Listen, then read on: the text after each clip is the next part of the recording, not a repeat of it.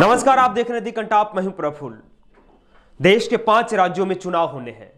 उत्तराखंड, उत्तर प्रदेश, गोवा, मणिपुर और पंजाब। लेकिन दूसरी तरफ कोरोना महामारी या ओमिक्रॉन का खतरा भी कहें तो अपने उरूज पे है। दूसरी तरफ यह भी एक कहर है जो चुनावी लहर से कम नहीं है। लेकिन अब सवाल यह उठता है कि क्या लोगों की जिंदगी को दांव पे रखकर चुनाव संपन्न कराए जाएंगे? जलती चिताओं के बीच फिर से एक बार हमारे देश के प्रधान सेवक हो या विपक्ष के बड़े नेता हो, वो चुनावी रैलियों को संबोधित करेंगे। चुनाव आयोग का फर्ज तो यही बनता है कि चुनावी रैलियों पे या चुनाव को अभी स्थगित कर देना चाहिए।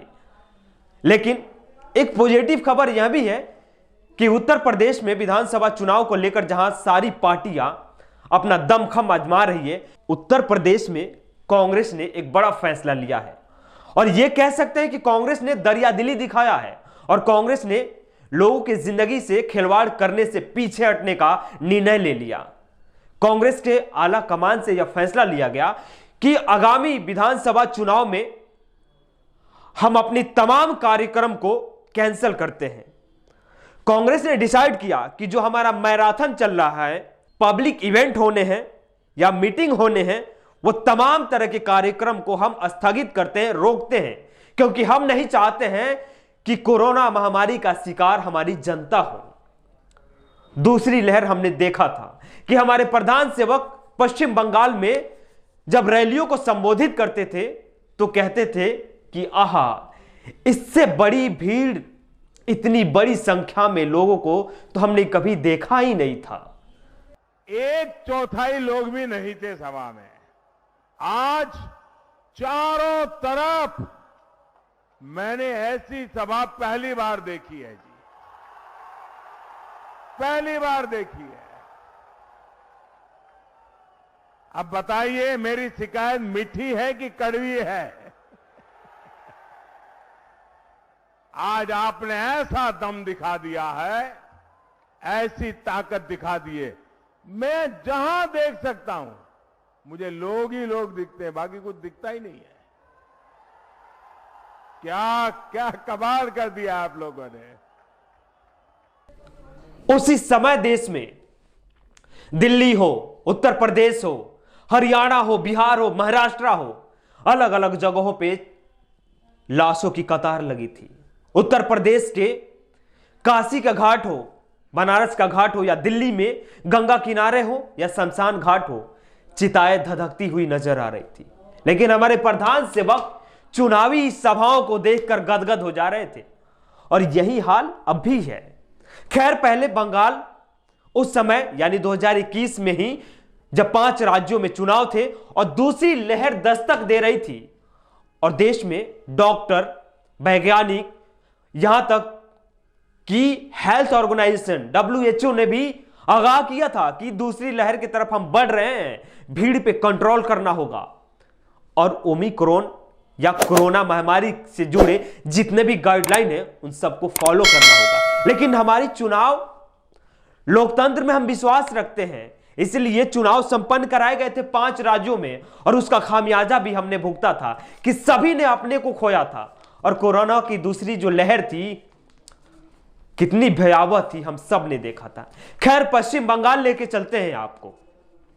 पश्चिम बंगाल में चुनावी रैलियां जब किए जा रहे थे, अब मार्च से लेकर 31 मार्च तक मात्र 8,000 केस पर डे आते थे। लेकिन 1 अप्रैल से लेकर 14 अप्रैल तक 41,000 केस एक दिन आने शुरू हो गए। सोचिए कितना का अंतर आया था। और मौत भी कब कितने हुए थे? इन मार्च में 32 लोगों की मौत हुई थी, अप्रैल में 127 लोगों की मौत हुई। सोचिए, एक महीने में जहां 32 लोगों की मौत हुई थी, वहीं अप्रैल में 127 लोगों की मौत हुई। चुनाव आयोग फरवरी में तारीख का ऐलान करती है, यानी डेट निर्धारित की जाते हैं। 8 चरण में पश्चिम बंगाल में मतदान संपन्न कराए जाएंगे। जब पश्चिम बंगाल में मतदान की तारीख का ऐलान होता है, उस समय प्रतिदिन 200 पॉजिटिव केस आते थे। लेकिन 8वें चरण तक जाते जाते 900 गुना, समझिए कि 900% की बढ़ोतरी होती है और 17,000 तक पहुंच जाते हैं। और उस भयावह स्थिति को हम सब ने देखा था कि जहां एक दिन केसेज 5,000, 4,000 ऐसे राउंड फिगर 10,000 तक आते थे, वो बढ़ते बढ़ते 2.5 लाख, 3 लाख के करीब पहुंच जाते हैं एक दिन के केसेज, और मौत के आंकड़े भी आसमान छूने शुरू कर देते हैं। वो भी समय था चुनाव का। उस समय भी 5 राज्यों में चुनाव होने थे, और उस समय भी हाई कोर्ट, सुप्रीम कोर्ट, यहां तक कि देश के बड़े बड़े इंटेलेक्चुअल, डॉक्टर, वैज्ञानिक सरकार से गुहार लगा रहे थे कि चुनावी रैलियों को रोक दिया जाए, भीड़ भाड़ से बचने का तरीका अपनाया जाए। और हमारे प्रधान सेवक उस समय भी यही करते थे, गाइडलाइन जारी किए थे, लॉकडाउन लगा देते थे, और देश में दिन में चुनावी रैलियां करते थे और शाम को बैठकर 2 गज की दूरी, मास्क है जरूरी का मंत्र पढ़ाते थे। भीड़ भाड़ के इलाके में नहीं जाना है आपको, भीड़ भाड़ से बचना है। सरकारी दफ्तर बंद कर दिए गए थे, स्कूल कॉलेज बंद कर दिए गए, लोगों के कामकाज को बाधित कर दिया गया, क्योंकि वहां पे कोरोना फैल रहा था, उससे कोरोना का प्रसार ज्यादा था। लेकिन चुनावी रैलियों से कुछ नहीं होना है, इसलिए चुनावी रैलियां संपन्न कराई जा रही थी, चुनाव संपन्न कराए जा रहे थे, क्योंकि संविधान में आस्था रखने वाले लोग हैं। और यही हाल आज उत्तर प्रदेश का है।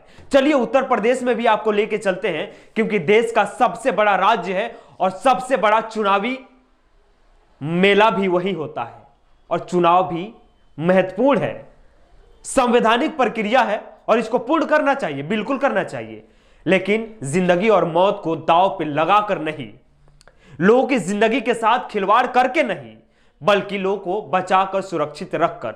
और सरकार यह भी कह रही है कि हमने एक गाइडलाइन लगाया है, और केंद्र सरकार नई गाइडलाइन जारी की है, जिसमें कहा गया है कि आप भीड़ भाड़ से बचे, 2 गज की दूरी बनाए रखें, लेकिन चुनावी रैलियों में शामिल जरूर हों, क्योंकि अगर चुनावी रैलियों में शामिल नहीं होंगे तो कोरोना पे जीत, कोरोना पे पकड़ मजबूत करना, कोरोना पे काबू पाना असंभव हो जाएगा हमारे प्रधान सेवक के लिए। इसीलिए खैर उत्तर प्रदेश में आते हैं। उत्तर प्रदेश में हाई कोर्ट ने रैलियों पर रोक लगाने के लिए चुनाव आयोग से विनती करता है, और आदेश भी दिए जाते हैं कि सिर्फ नाइट कर्फ्यू लगा देने से हम कोरोना पे पाबंदी नहीं लगा पाएंगे। सिर्फ नाइट कर्फ्यू लगा देने से कोरोना के विस्तार पे, उसके प्रसार पे कोई फर्क नहीं पड़ने वाला है, जब तक चुनावी रैलियों को हम बंद नहीं करेंगे, जब तक चुनावी रैलियों पे पाबंदी नहीं लगाते हैं। उसके बाद चुनाव आयोग के प्रमुख लखनऊ में तमाम पार्टियों के साथ बैठक करते हैं, और बैठक के बाद में यह निर्णय लिया जाता है कि सभी पार्टियां चाहती है कि चुनाव कराए जाएं, इसलिए चुनाव कराने का तारीख का ऐलान तो नहीं हुआ है, लेकिन चुनाव कराए जाएंगे, यह फैसला लिया जाता है। जनता कोरोना का शिकार हो, किसी की मौत हो जाए, उसका परवाह नहीं है।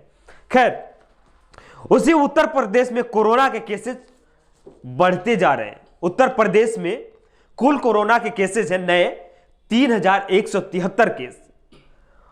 उसके बाद में अब आपको हम ले चलते हैं उसी उत्तर प्रदेश के लखनऊ और मेरठ में ओमिक्रॉन का मामला है, क्योंकि हाल फिलहाल में मेरठ पहुंचे थे हमारे प्रधान सेवक और भीड़ को देखकर खुश हो गए थे और रोड शो किए। रोड शो के दौरान वीडियो में बिना मास्क के, बिना किसी कोरोना गाइडलाइन के पालन किए लोग मौजूद थे और प्रधान सेवक हाथ हिलाते हुए जा रहे हैं। उसी मेरठ में 5 लोग ओमिक्रॉन के मरीज पाए गए। लखनऊ में 8 लोग पाए गए। उसी लखनऊ में जहां पे अरविंद केजरीवाल ने भी हाल फिलहाल में एक रैली को संबोधित किया था और दिल्ली में मिनी लॉकडाउन का ऐलान कर दिया गया, लेकिन उत्तर प्रदेश में जाकर चुनावी रैली को संबोधित करते हैं और कोरोना पॉजिटिव भी हो जाते हैं। उसी लखनऊ में 8 लोग ओमिक्रॉन पॉजिटिव पाए जाते हैं। अब सोचिए कि नाइट कर्फ्यू लगा देना, 10 से 6 बजे तक का ऐलान कर देना, और जो पब्लिक प्लेसेज है, ग्राउंड है, उसमें 50% भीड़ को अलाउ कर देना, शादी समारोह में 100 लोगों को अनुमति देना और खुद ही चुनावी रैलियों में 100% भीड़ को संबोधित करना कहां तक उचित है। चलते चलते आपको एक बार हम बताते चले, हम आपको डरा नहीं रहे, सिर्फ बता रहे हैं, क्योंकि ओमिक्रॉन का खतरा तो है ही और उसकी जिम्मेदारी बचने की, सुरक्षित रहने की आपकी है, क्योंकि आपके देश के बड़े बड़े नेता और आपकी सरकार उसके लिए जवाबदेह नहीं है। देश में ओमिक्रॉन हो या न्यू वेरिएंट या कोरोना के जो केसेस हैं वो लगभग 6 गुना ज्यादा स्पीड से बढ़ रहे हैं और लगभग 8 दिनों में 9,195 से हम 58,097 तक पहुंच गए हैं। अब सोचना आपको है कि खुद को कैसे सुरक्षित रखेंगे आप, क्योंकि देश के प्रधान सेवक चुनाव जीतने और चुनावी रैलियों को संबोधित करने में व्यस्त हैं। उन्होंने अपना कर्तव्य निर्वहन कर लिया है।